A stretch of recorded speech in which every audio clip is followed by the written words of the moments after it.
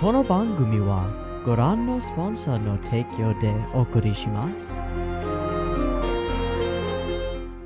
Alrighty, welcome everyone. I'm Teeaboo and I am here for Ousama Ranking episode 10. We're at the big 1-0. We're 10 episodes through. Let's go. I'm also mostly not sick anymore, which is great. It's wonderful. I've still got some chest congestion, but I took some medication this morning to hopefully help with that. There might be at least one cough break during this whole episode. I'll probably try to do it preemptively, so bear with me, forgive me. But we are here for Ousama Ranking episode 10. Oh, I couldn't let it go last week. I'd had to watch it at some point, and so I did, and it was fucking wonderful. Episode 9 was baller as hell. I don't know what other terms to use to describe it, except it was really good and maybe the best episode so far. We focused a lot in the first half on Bosse himself and some of his decision-making, as well as finding out some interesting things about Miranjo that we don't fully understand yet. But the episode had a pretty tight focus on that side of things, and then on Dorshi, who is not in Kansas anymore. Thank you for all of the Dorothy jokes. I've actually been really enjoying those. They're really solid. And healing as well. Dorshi's the best. He's just the best. His whole fight sequence is excellent and extraordinarily animated and really cool. And only overshadowed even a little bit by some of the things that happen a little bit later in the episode that are very crazy from an animation standpoint. And now I know that has a lot to do with particular people who were artists on this particular episode, and that's really cool to know. Also a directorial or episode directorial debut for Imai. That's right, I fully forgot it. Imai directed the episode and also did some animation at the end of the episode for some particular Daida sequences, and that's really cool. It was just a knockout piece of work, honestly. I thought it was stellar in every possible way. Really tightly constructed. The emotional highs were incredible. The sequence where Healing goes and hears Daida is absolutely mind-boggling to me. I've gone back and rewatched it, and it's just so poignant and so powerful and so good. I can't get over it. I think out of all of the crazy, amazing sequences in the episode, that one is actually still my favorite. And it's not even overstated or anything. It's just an understated rotating shot around her as she listens for her son. And it's just such a powerful and evocative moment to me. I really love it. What was interesting about the last episode is that there are a bunch of things that are already in play, a bunch of moving pieces that are already in motion, and we didn't focus on any of them. They're all just starting to happen in the background. Domas and Hokuro are heading toward the Hell Portal. Stuff is going on with Daida. He's apparently very powerful now. We found out 2 episodes ago now that he finished his training and is done with that, so where's he going to go? And it feels like it's time for us to turn our attention to that direction. And I'm excited to do so. Before we do, I do want to do a couple of comment spotlights. I'm going to keep it quick today. Just do a couple from last episode. We've got Bamps who writes, what's the over-under on Boji being able to hear Daida while he is imprisoned? I am thinking it's a 100% that he is going to be able to hear or maybe even talk to him. I think that would be a really interesting and thematic idea. The idea that Daida is able to connect to him because he's found his own sort of empathy thing in reverse, where he now understands what it means to be in darkness and be fucked. That could be cool. I don't know if I would bet on this either over or under Bamps. But if you want to throw your money in the ring, that's totally fine with me. And then there is a fairly long comment that I'm going to read through rather quickly from JAV Gamer, who comes in with a more analytical piece that I think is pretty cool. So JAV Gamer writes, so I remember I watched a video a while ago about the construction of characters and kind of breaking it down into what a character wants and the things that affect how they react to situations. I'm interested if you can find that video, drop a link. Obviously, this isn't the only way to make a good character, but I think it can help, and it also helps my case here. In the case of Healing, she cares most about her 2 sons, Boji possibly more so, but that might be talked about more later, IDK, and she reacts primarily emotionally to situations first and then thinks later. Yes. We can see this when we see how she jumped out of the window to protect Boji, when in reality, not only would it not have done anything, she would have just gotten hurt along with him, making her even possibly unable to heal him after he fell. Then how she tried to give him cake without thinking, and how she was presenting herself being really intimidating to him, how she got mad at the maid for singing, for the signing not working before catching herself, and lastly, how she's tried to stab the king to get Daida back, not even knowing if that would work, and of course hurting Daida's body. The connection here, all of that is... you could make that way more concise. It's okay, I get your point, though.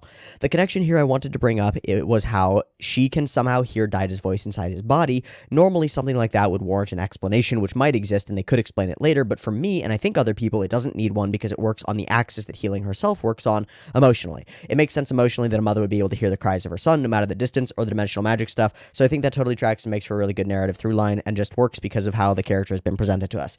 This is a long comment that is to say that healing is an emotional character, and then thus justifying emotionally her powers as opposed to justifying them materially or mechanically within the world is more important. I agree fully. I don't know if anybody would conflict with this. I don't think there's anybody watching the show that's like, but how did healing do it? What is her power? What is the specific mechanical instance of this thing happening? No, we live in a world with a bunch of unexplained things. There's a giant three-headed snake without one of its heads, and it's chilling down in a gem palace. There's a big smoke monster in the sky that eats souls and pukes out new life. Like, shit's not explicable in this world. But I think more importantly, and something that you didn't bring up in your comment, and I think it's actually the strongest point for what you're trying to say, is that healing's entire character and all of her powers function emotionally. We see it every time she does any healing, for example. It's a massive strain upon her to do so. It's not as though she has some, like, ethereal power. She calls upon a god, like a cleric, or she calls upon the powers of nature, like a druid, or she calls upon the powers of arcana, like a wizard. No, she calls on the powers of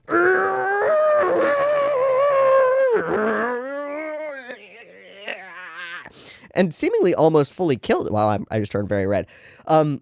And seemingly almost fully kills herself every time that she does healing. Her whole power structure is built around emotion. Her whole ability to do anything is built around emotion. She is an emotional central character. And in being so, more importantly than justifying some of her activities or some of her abilities, in my opinion, she is an she's an archetypal feminine character. Okay. Don't fucking hate me for saying this. This is a narrative thing. It has nothing to do with sex or gender, okay? Narratively, the father is associated with God, is associated with large stature, is associated with strength, is associated with sturdiness, is associated with calm, is associated with unflappability, etc. Narratively, the feminine is associated with love and comfort, nurturing, all of these things, but is also associated with emotion and emotional outburst, and less control than the colder, stoic male archetype father figure. So Bosse, now as Daida, is that, and then healing, now as healing, is that, and they're that makes sense narratively. Like, as a structural narrative function, Boji is a heroic character who grew up in tough circumstances with an archetypal mother figure who is unique in the ways that healing is unique but is still archetypal, and a lack of an archetypal father figure in Bosse because Bosse wasn't around. And he sort of got that from, like, Domas and other people around, but not really, and we didn't ever invest ourselves in it because Boji never had it. He was always off running around doing his own thing.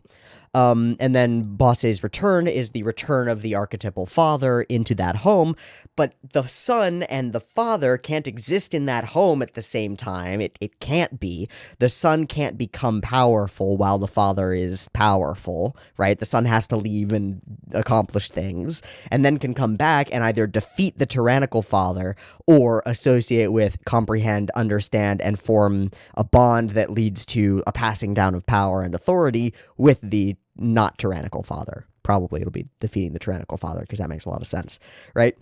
This is all archetype stuff, and I think that it's stronger to talk about it in that narrative sense because we live inside Ousama ranking. We don't live inside a real world, and we have to be really clear about this, just like we have to be really clear in a show like Revolutionary Girl Utena or Shokugeki Review Starlight. Those worlds are not real. They are not, it's not a real school. Revolutionary Girl Utena is not a school story. It is all archetypes and symbolism that evoke things and talk about lives and humans and types of people. Nanami is not a character, is not a human being. Nanami is an archetypical queen bee female character. Like, that's who she is at core. Utena is not a person. She is an archetypal heroic feminine. Anthe is not a person. She is an archetypal damsel. Like, these things are archetypes, and they are symbols, and they are layers upon layers of shadows on the wall in the Plato's allegory of the cave sort of way. And Ousama ranking functions in the same way. At no point during this show, since we started finding out anything about this show, did I think that any of these characters were meant to be viewed as like real people in a real world. It doesn't justify itself that way. That's not its narrative foundation. Its narrative foundation is archetype. Its narrative foundation is symbol. Its narrative foundation is associated truths buried within the characterization and world building of this fake world that we're watching. Like, I'm separating it from the idea that, of course, it's not real. It's an anime, like, duh. But no. Some anime, within the context of the world, everything is coherent and it makes sense, and it's a realistic world. Even things like that are really symbolic, like Demon Slayer or Hiroaka, are functioning within a real world with different rules. Like, Hero Academia is functioning in the real world, except superpowers exist. And it has archetypal things with the nature of the characters, but we have to believe in the world for the whole show to work. Same thing with Kimetsu no Yaiba. Like, yeah, archetypal evil is demons, archetypal hero is Tanjiro, required salvation is the sister, friends stuff, but we believe in all the thematic things in the world. The powers that they have are the real powers that they have. The people are real people. Like, all of it has to be coherent. Ousama ranking is not that kind of show. It is not. It never was. We're not supposed to believe in this fantasy world. This fantasy world doesn't exist. It's all archetype. It's all symbolism. It's part of the reason why all of these characters being named the way that they are makes perfect sense. Shirudo Doroshi is a shield. He is archetypically a protector character. And Domas is archetypically the sword. He is a symbolic sword. And his arc is actually similar in some ways. I forget which one it is, but to one of the Knights of the Round Table who fucks something up and then gets another chance and does the thing. Like, these things make sense. Fate is another example of a weird one that is an archetypally constructed story, and there are lots of archetypally constructed stories where the logic of the story that underlies the entire show or movie or whatever has nothing to do with the reality of the characters. A lot of Disney movies are precisely this way, and it's why they're so resonant. From Snow White to Sleeping Beauty to Pinocchio, they're all films that don't function on realism. Like, if they did, it would be like Sleeping Beauty is a woman who's asleep forever and a prince comes up and kisses her and that makes her awake. But you look at it as an archetype, it's like, well, she's the sleeping feminine, and she in the case of the movie, and you can debate this and it's not necessarily true, it's also really old, she requires the awakened masculine to come up to her and awaken the sleeping feminine into an awakened feminine, and together they can defeat horrible things like the queen that did the bad things to her. And it's like envy as an archetype is the villain, and love and union of humanoids is of humanoids, I've been playing too much D&D, is the goal and the thing that approaches that and defeats it. It's those archetypes that are the foundations of those stories, right? Nothing in Pinocchio makes any fucking sense if you think of it as a real world. It's insanity. But if you recognize it as a heavily Christian-influenced allegorical story of childhood and growth and the development of a person trying to become a real boy, it makes perfect sense. Makes complete sense. All of those films are functioning on that level. And I think in any of those circumstances, it is generally a bad faith argument to look at Sleeping Beauty and be like, but this is so stupid. Women don't just fall asleep and be pretty and falling asleep for years. I mean, they might wish to, but they don't. That's not real. Also, bruh, like, women don't need a guy to come up to them and kiss them and make them awake. That's stupid. Well, no shit. No shit, but it's not like really a good faith argument, because you're trying to argue reality against an archetype and a symbolic reality that is very different. And so I think what I would say about your comment is you're coming right around and hitting an important concept in terms of how you look at this piece of media. And you hit it. You do hit it, right? You hit it. You hit it when you say it makes sense emotionally that a mother would blah blah blah blah blah, and you hit it perfectly when you say, for me and I think other people, it doesn't need an explanation because it works on the axis that healing herself works on emotionally. This is the core of what you should be saying, and it is the core of what you've said. It's the core thesis of your argument. By the way, in terms of constructing an argument like this, you should try to drop the thesis earlier in the argument and then back it up with your thoughts later on. Usually for argument structure, that's way more approachable for people reading it. Just a tip. I think you hit the core of it, but you need to take that core revelation that you've had about Healing's character and why it doesn't feel weird to you that she should be able to do this impossible thing. Again, we're in a world where a lot of impossible things have happened. There was literally a resurrection ritual with a fucking blood phoenix and stuff, and now there's a dad literally inhabiting the stolen vicarious life of his son. Like, symbolism is everywhere. So to take that moment where you realize this about Healing, expand it out to the rest of the world, and understand that this is a narrative construct of the entire world and the way that everything functions, and you're going to have a lot better time looking at all the characters in it and understanding what their deal is. Because then you can look at Boji and understand what his deal is, and you can look at Kage and understand to some extent what his deal is, and you can start looking at other characters and start going, okay, this character is currently this, but they're on a trajectory that takes them somewhere else. What is the story here? Domas, for example. What is his story? Well, we're not sure yet, but it's that sort of Knight of the Round Table who fucked something up and is trying to win back not necessarily the respect of another, but the respect of himself, right? He betrayed himself, and he knows it.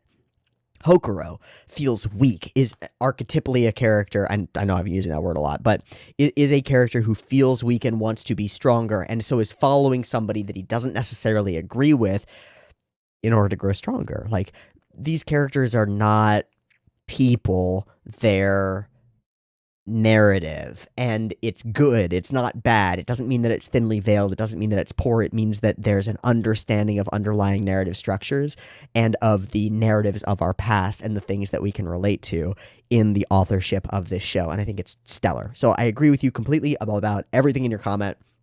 I do think you could structure your comment better, and I want to see, because I know that you're going to keep commenting, because you do this every episode of Ousama Ranking, JV Gamer. I want to see more thought put into the structure of your comments. Okay, that's your homework. That's it for comment section. I wanted to go in on that particular one because there were some really interesting thoughts there, and I wanted to give what I hope you will take as deeply, like, I want you to think this way more. I want you to think this way more. So don't take it as criticism. It is just constructive. I'm not trying to criticize at all. Okay.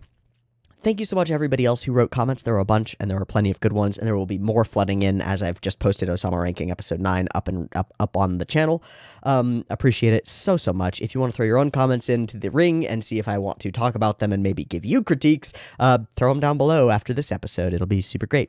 Also, if you like my content, likes and comments and subscribes help a ton to get the content out there and help the channel keep being healthy, and that's really good, and I really appreciate it. In addition, we're coming to the round over of the month. So over the next couple of days, if you want to check out the Patreon down below, that will get you early access to all of my content. You can get Ousama Ranking and all my other stuff a week early, as well as access to the Discord where you can chat about these things. And I'm thinking about how to revamp those perks. If you have any ideas for how you would do it, let me know. I'll probably ignore them, but I will read them. Let me know. I'm thinking about it. In any case, that's going to be it for Comment Spotlight, and mostly for our intro. Here we go to move into episode 10. I am going to take a break and like cough and sneeze and stuff. But, so Daida's inside the sunken place. Dorshi is alive. Healing saved him, which is great. Healing knows that Daida is inside his own body, but trapped, and Daida is not happy. Daida is in a sad place, and he wants to fuck Miranjo's day up, which I can agree with, but I don't fully understand what her goals are, so I don't know yet. Bosse is Bosse, and we haven't seen our main character in like 2.5 episodes. So I want to turn our attention to Daida, because we had this huge cliffhanger that was like, to Boji. We had this huge cliffhanger that was like, he has completed his training and he is perfect in every way. And then we haven't seen him since then. Fuck, man. I want to know what his deal is. I want to know where he is and where he's at. I would also love to check in with Domas and Hokuro and see where they're at the moment. And if we continue having little bits and pieces of Bebin stuff on another axis of weird things going on, I'd be very excited about that as well. Cool. I'm going to take a break. Be back in a sec. Woo! Okay, the expectorant is definitely kicking in, and that's a good thing. I want this congestion gone. Hopefully it doesn't kick in further during the next 23 minutes and 2 seconds. Oh shit, I forgot something. I forgot to take my morning vitamins. Apologies, I am almost certainly going to start burping early in the video.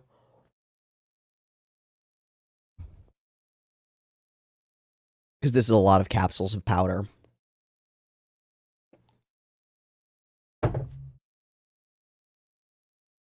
And eventually, you know, the gel cap bursts and there's air in there and a little bit of powder, and so, bleh, you know, the norm.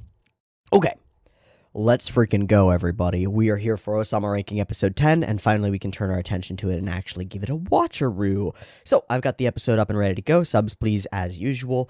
2 versions available, picture-in-picture in the description, timer up on YouTube, and a beep-beep timer to count you down. Let's get straight into it.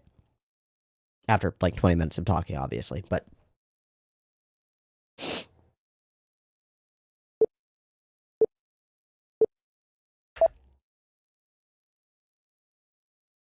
here we go.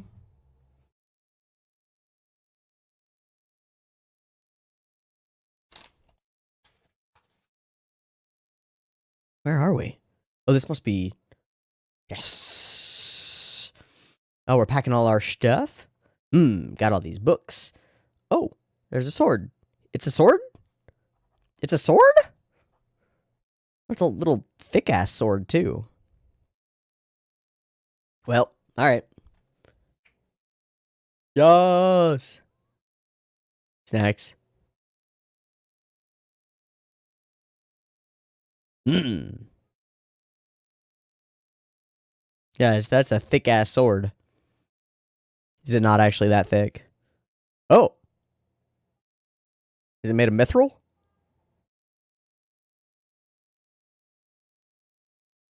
And inside? Whoa. Is it just like a tiny little chode blade? Ah! A rapier. I see.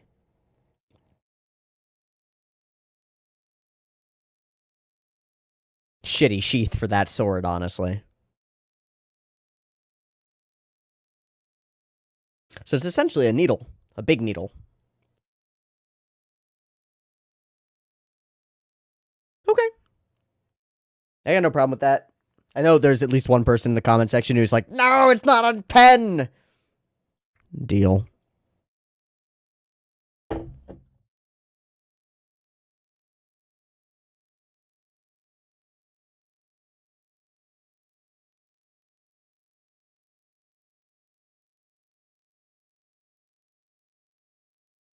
Goddamn mirror.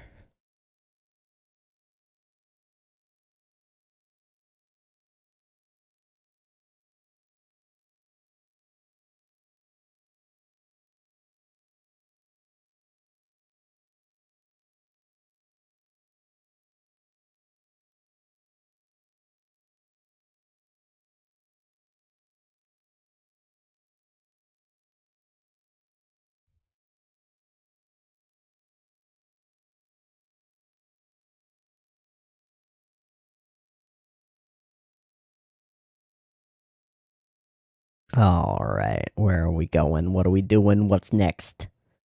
Ding, the prince's sword. No,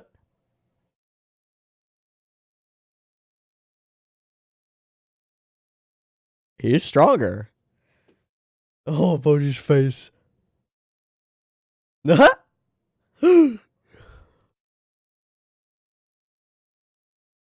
dude, it's bluffing. It's different. Oh, I'm a liar? Nah.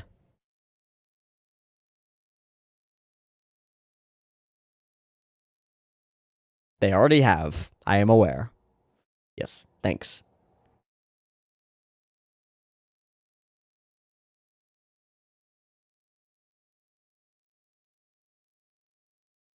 Yeah, your platitudes mean nothing to me.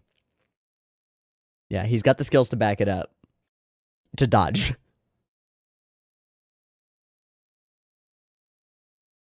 Yeah, you need to be supporting him, dog. Oh, what a good little line from him. Yeah. Ta-da! Yeah, support.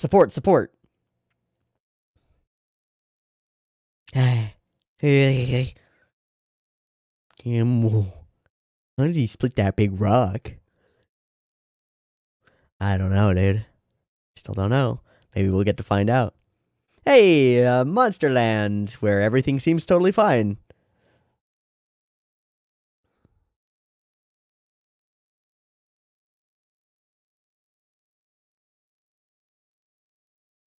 He's just like, He's what? He's invincible?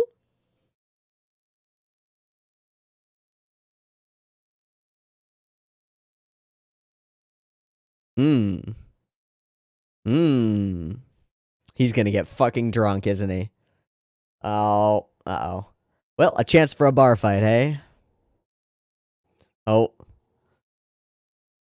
Oh. Oh my thought you were.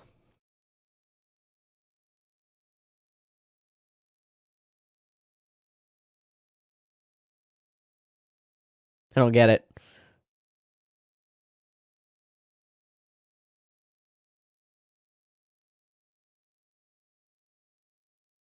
Calm, casual.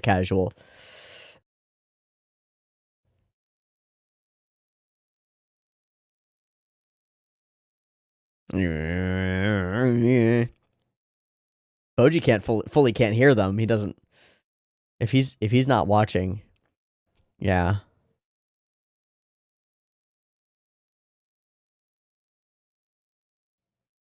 But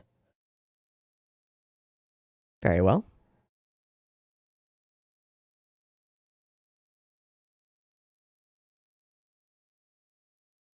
Nani? Yeah. And Don sold his camel face. Shouldn't it be the other way around, dude? Yeah.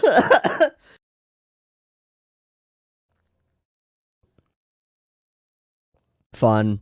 Absolutely whomped. Well.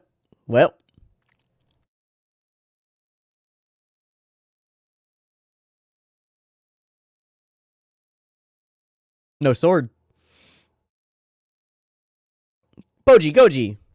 Don't. Oh my god, dog. Not with a body block. Jesus. He's fine. Crown. Training. He's gonna fist fight them? Let's fucking go.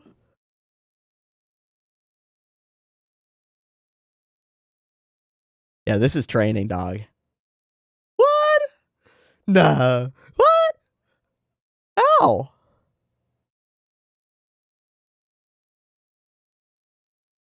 Oh, that was so sick. Flippity whippity dink. Ha.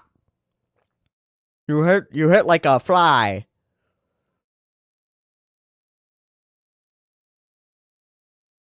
Is his head gonna explode? I feel like his head is gonna explode. Oh.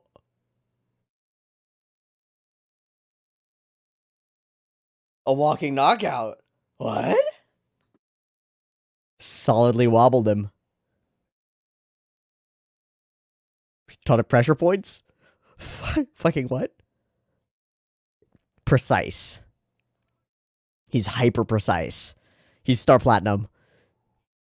The little sounds. What? Of course, right? But you need enough force. You actually need some force to cause that. Okay, so Aikido. Sure. And he's going to do the same thing with. So he found the particular fault line in the. Huh. Alright, we take those. Huh.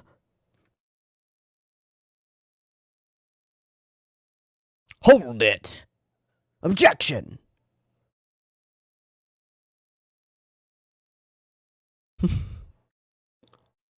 Nani? Yeah. He'll kill you.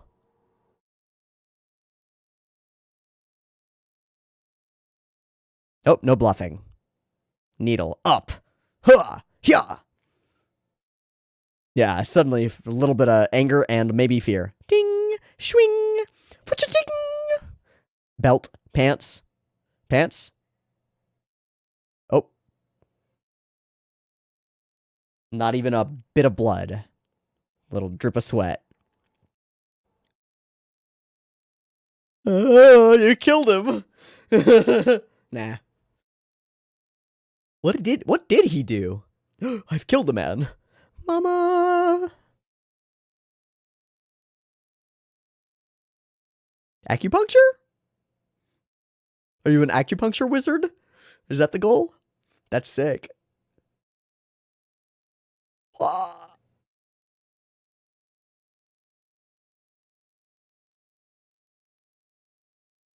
Yep.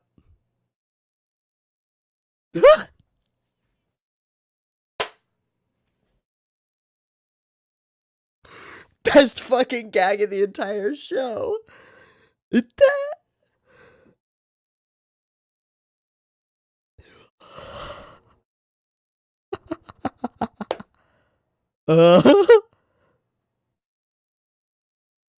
Hey, so he's missing all the nerves. Right, so he's hyper ultra precise. Yeah, bro, stop it. Stop it.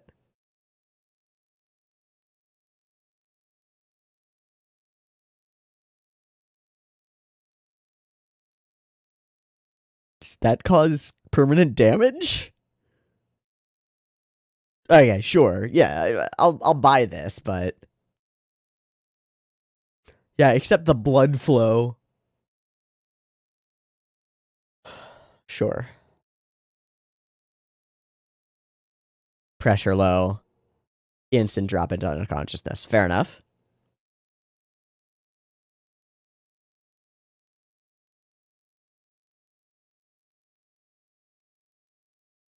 Using precision.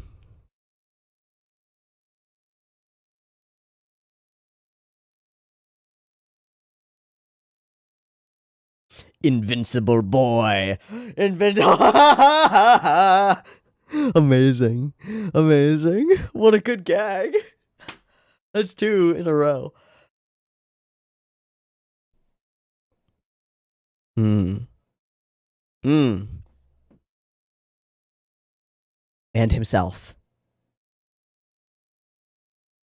That's got a lot of eyes. I don't like it. Nope, that's the one. He is the strongest.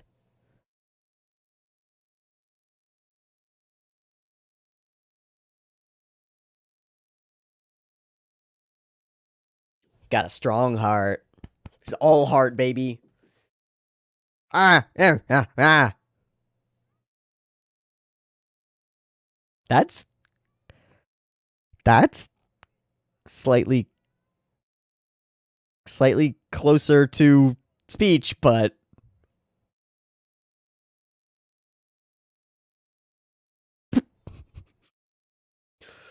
Dustball, you're so good. Yo, what the fuck was that? Yeah, we knew that. He is good boy. The goodest boy. All right, my son. Out you go. Hey.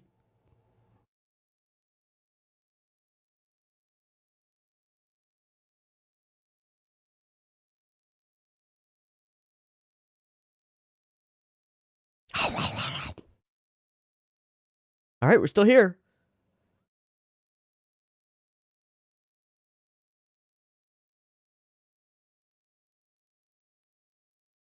Is Despa gonna fucking die? I feel like he's gonna fucking die. I actually feel like he's gonna die now. Oh, bye. What the fuck? Uh, is he paying them off?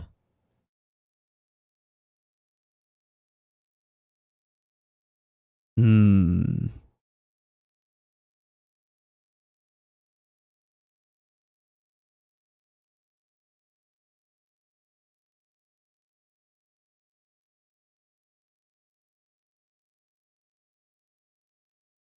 Yeah. Yeah.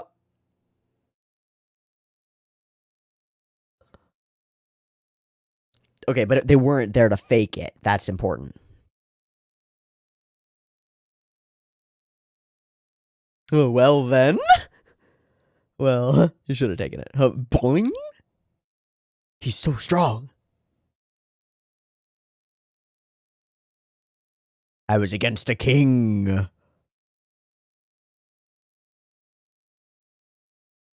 They're all members of the soldiers. Ha ha ha.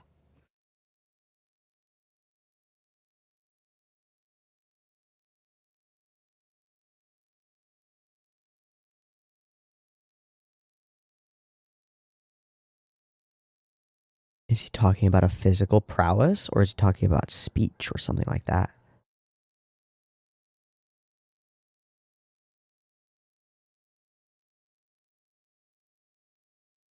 Yeah, in the first place.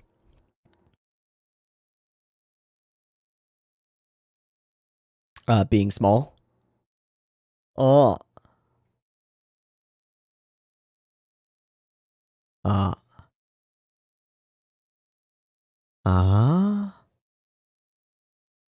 Oh. Trained him. Whoa!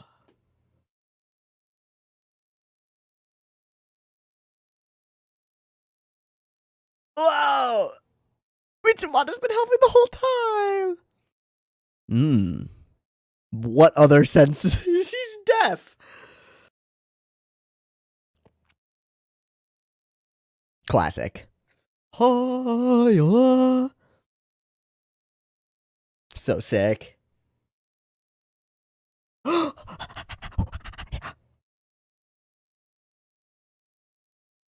What a great transition.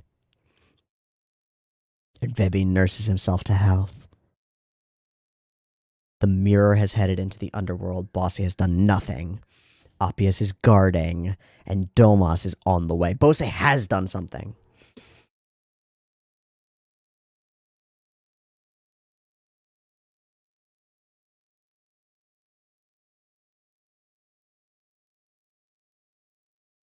Oh?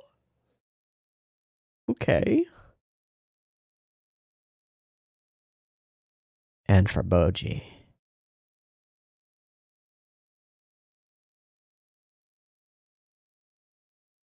Sweet. Huh. Wow, this is new.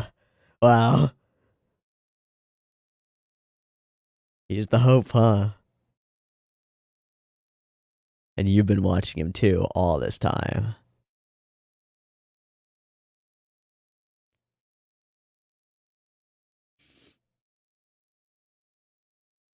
Straightforward.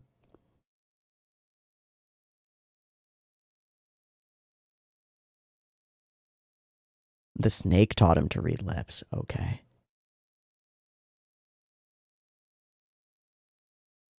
Because one of the snakeheads is blind as well. Okay, it's for the greater good. Might be someone that he'll save as well. Heh heh, what a silly thought.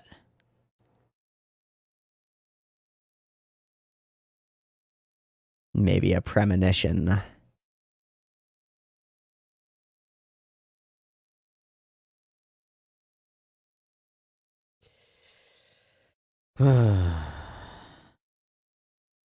Transitions.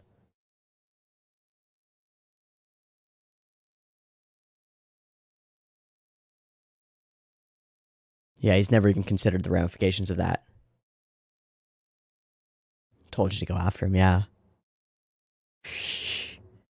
What?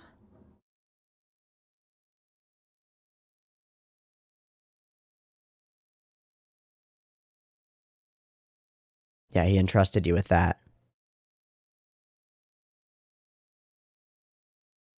Got it. Got it.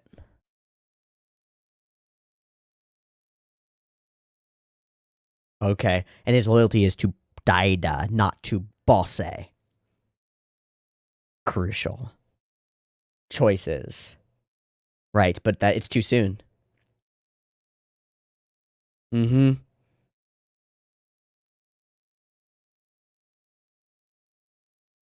And the trauma is there. Yeah. Trauma and distrust. Doesn't think he's strong enough. Scared. Wow, what a great scene.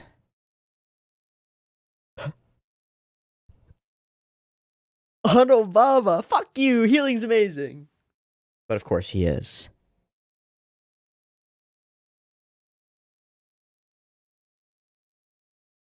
Welcome to the life of a prince. Yeah. Yeah, not a chance. Reminds him, oh my god. Yep. Brutal. Hey.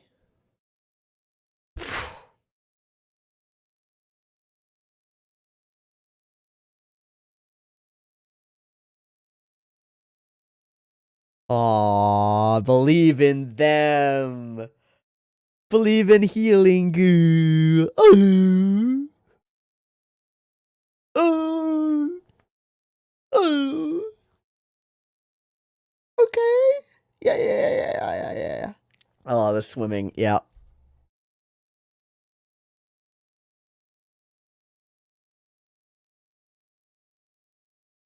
Yeah, wipe those little eyes. Is he punching himself in the face? Yep. Ugh. External demonstration of internal pain. Ow. Oh no, I don't like this. Oh, wow. Oh. Kage, can you give hugs? Are you capable of hugs? Maybe not the healthiest way of figuring that out, but alright.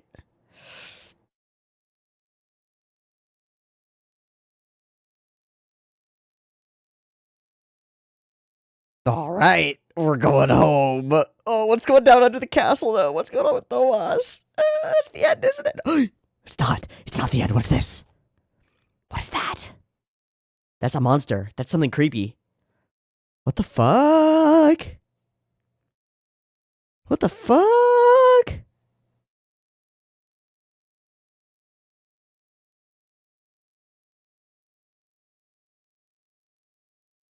Somebody in a prison eating rats? In full armor. Monstrous? Or maybe just surviving? Full, like the mustache. I don't know who that is. I would have thought Bebin because of the mustache. We know where Bebin is. That's a new character. That's nobody that we've seen.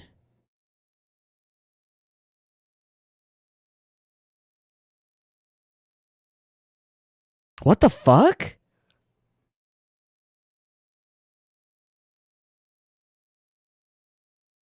Okay.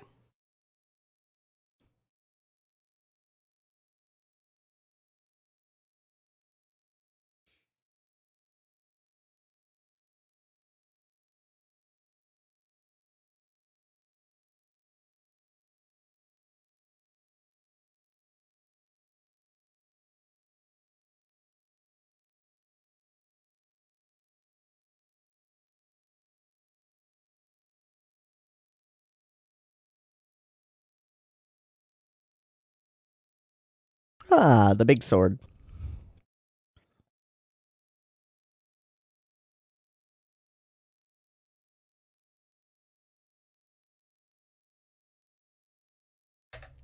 Pow.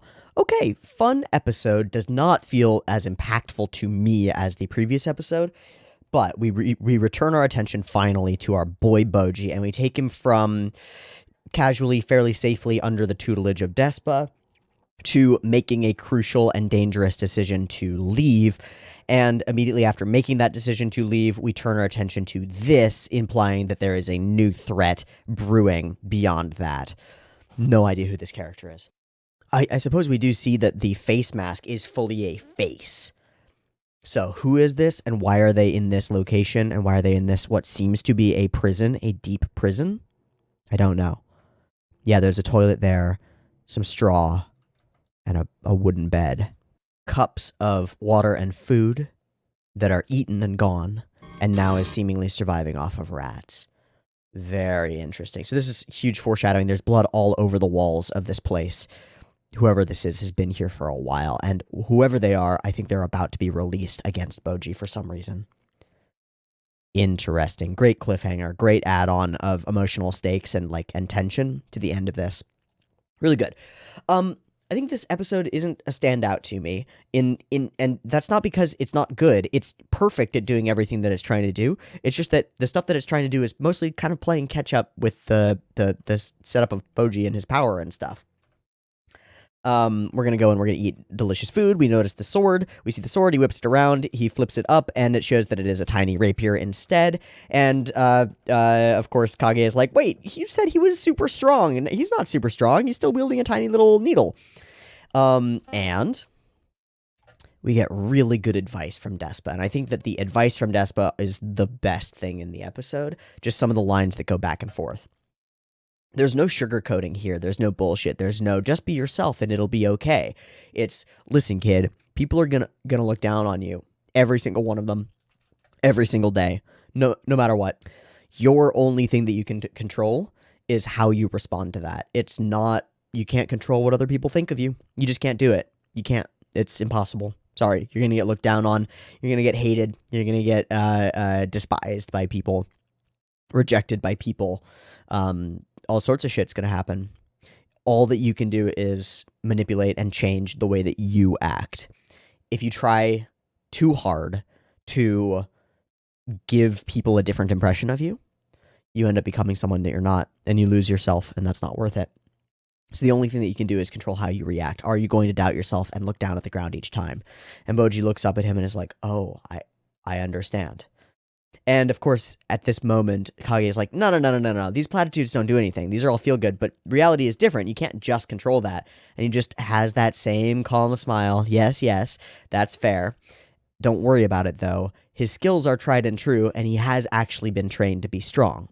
The reality is that he is strong, and that people are going to look down on him anyway, but he needs to be able to keep his head up because he should know on the inside that he is strong. And that inside strength, that internal strength, is the most important thing. And I love this. Besides, what good will it do for you to doubt him? You know, the one person who he trusts and responds to and cares about. And in this moment, Kage goes, "Oh," and is severely chastened by this. "Oh. No, you're right. Why do I keep putting layers of doubt in front of my friend and companion? That's not right of me. That's silly. Why is my default to assume that he can't? Well, it's because I want to protect him and because you're protective of him, but you have to let that go because he is strong. And if you put your faith in him and your trust in him, he will be that much stronger." You're right. What was I thinking? Sorry I doubted you. No worries. Boom, boom. And he goes, "But wait, what was that anyway?" Well, I don't know. All right, so here's to Boji, the master of the Despa arts. And of course, the squad comes in. "Hey, what you say about that?" I'm sure there's a pun in these characters' names, but I don't know what it was. "Hey, he, ha, ha, this little boy is a little blah, blah, blah, blah." And then, "You can insult my apprentice, but don't insult me." Some fun gags in here. Boof, boof, boof, pow, pow, pow. And we start off our actual action sequences with some cool movement. And some cool moments, and a boing, boing, boing, boing, boing, boing, bam. And the way that we do all the framing around Boji in this moment, suddenly Boji feels larger in frame, right? He's bigger and stronger in frame. And then, more importantly, Boji's in control of frame, right? In control of camera. We've talked about this before in different shows. But here, Boji takes his moment to put his little hat on, and as he does so and sets it on his head, he is in control of the scene. Everyone's attention is on him and what he will do next. And then he takes his stance, yeah, and we pull out to include them in it. He is in his own moment, unworried about being attacked, unworried about anything else. He takes his stance, now he's ready, and he invites the others to come into his battle. Right? The framing doesn't include them until Boji invites them in by taking a fighting stance. they're not a part of the scene anymore until he wants them to be. He's in control of the scene, literally in control of the camera. It's all right here. Ha! Yeah. Fine, come in to the scene. And suddenly the nature of the battle changes from the moment when he gets knocked out the window and you're like, oh no, Boji's gonna die. And it's like, wait.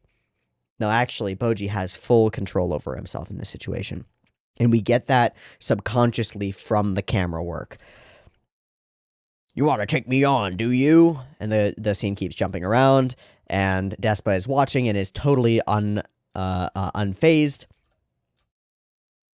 And I think it's, again, important that it is Boji in control of this whole scene.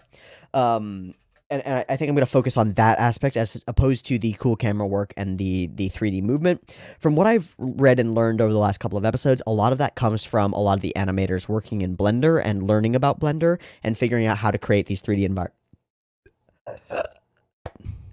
how to create these three-dimensional environments and utilize them at least for rotoscoping, if not actually in the scene. And the movement is great, and it looks amazing, and we all understand that, right? What I want to focus on instead is the use of that to focus on Boji. So this guy comes in, and our camera holds steady. So this guy swings side to side, and the camera is like moving, but the camera is just slowly pulling out. He's just getting closer, and we're just keeping him in frame. We're in Boji's attention, right? Fully. We're in Boji's attention, and then Boji begins moving, and the camera moves with him. Camera moves with him. Camera moves with Boji. This big swing happens. There's a shutter, but the camera swings down with Boji. And then as Boji leaps up, the camera leaps up this way. And then as Boji leaps up, the camera leaps through this way. And Boji is in full control of the entire scene all the way through. And does this little cute step at the end. Dink, dink, dink. Ha. Did it. Done it. Good. Huh? Clunk. I can't do it. I feel so weird. Clunk, clunk, clunk. Boom, boom, bam. Flip, whip, bang. Bang, bang, boom. Precise hit on weak spot. Okay, so the whole blood flow thing, I don't give a fuck. I don't care. It doesn't matter to me whether it's realistic. I just don't care. I love this as a way to diffuse the conflict, which I assume Despa planned. If you're going to take up a weapon, are you willing to risk your life? Right? Live by the sword, die by the sword, all that jazz. Super sick. And again, Boji in control. And this focus on him in frame, this moment here resonates, feels really powerful. And again, of course, Boji is in full control. As we've seen before, he's slow dodging, he's controlling when the camera cuts, and it's his strike that leads off and finishes the entire thing. And of course, the man falls, not quite dead, but close enough. Very good. And then we explain the principle of sort of acupuncture and the ability to miss nerves and blood vessels. It's possible. And there are two great gags, one after another. Oh my god. The first one is when he first dinks himself with the needle, I think. Yeah.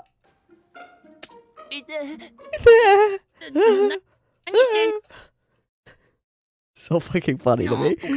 And then, in a moment, and of course, it means he can instantly take their life as well. We go all dark with it. And we pull out, and Boji's got the glowy eyes. Such a fun gag. Very goofy, very good. Isn't this the kind of strength that you meant, right? Yes, of course. And we understood this implicitly from the beginning. The strength that Kage was looking for and that Boji was looking for was, of course, not the physical strength to lift big objects, which is how most of this world seems to define strength, mostly. It's the ability to defeat bad things and protect the weak and shame the mighty. Wonderful. Good theoretical underlying of all our stuff. I also really like this scene where he has him scream out these axioms of swordplay, and we don't get to know what they are, but I feel like we might eventually learn what they are. And Boji has learned to repeat them in his poor enunciation, unfortunately, so we can't hear them. But still, this means that it's been drilled and drilled into his brain, and it's really cool, and I really like it. It's also one step closer to actually expressing himself in certain circumstances, and that's very interesting. Okay, Righteous Heart from the start, we all knew that. Boji is a cool boy, and we love it very much. Okay, something I've got to take care of. It was all a sham, but not really. So all of the stuff was real, and I'm glad we get this conversation with this guard guy, because he's like, that was actually scary, dude. That kid could have killed me. Jesus, why did you do this to me?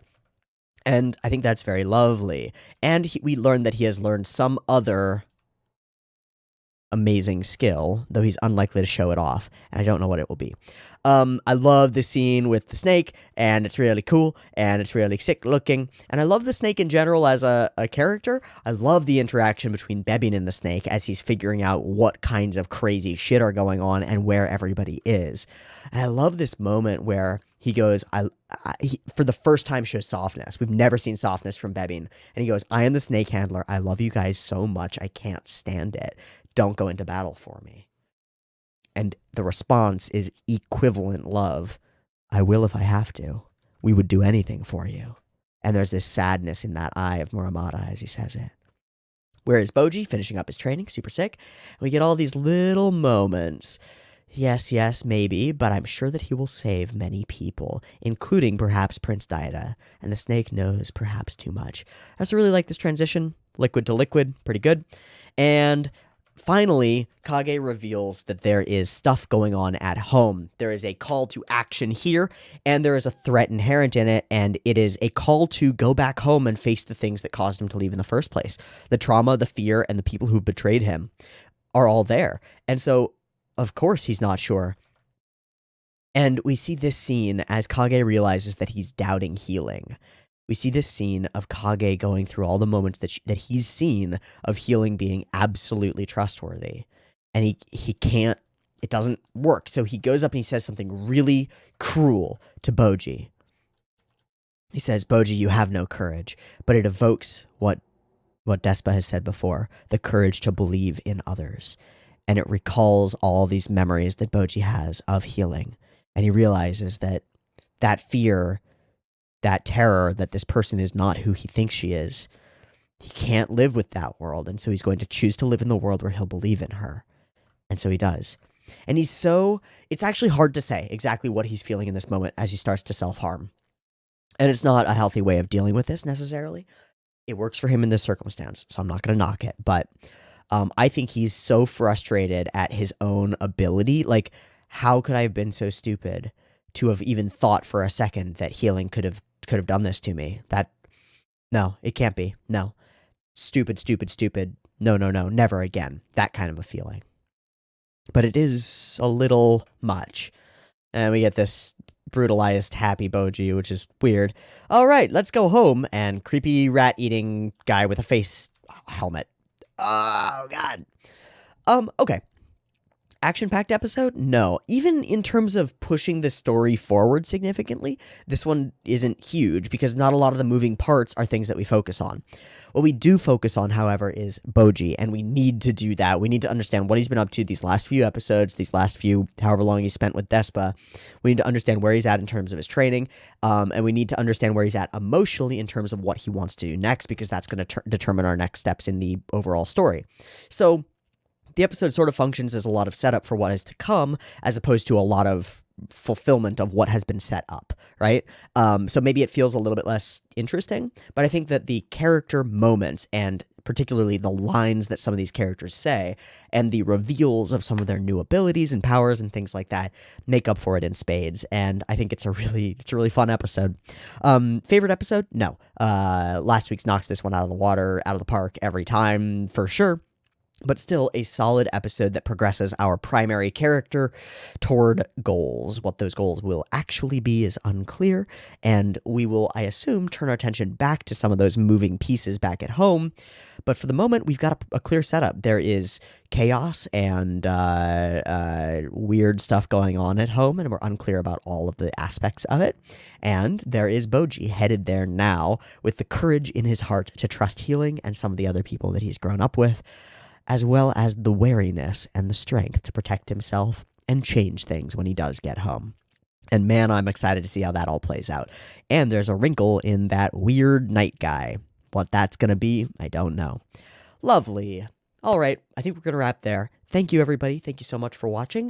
This has been Ousama Ranking Episode 10, and I've been Teeaboo. If you enjoy the content, check out all the links in the description, both for more places where you can find more content from me, as well as the Patreon, where you can go and support me, and so that I could make more of this, and that's really appreciated. Thank you again so much for your viewership. I love you all, and I love the show, and I'll see you next time for more Ousama Ranking. Peace.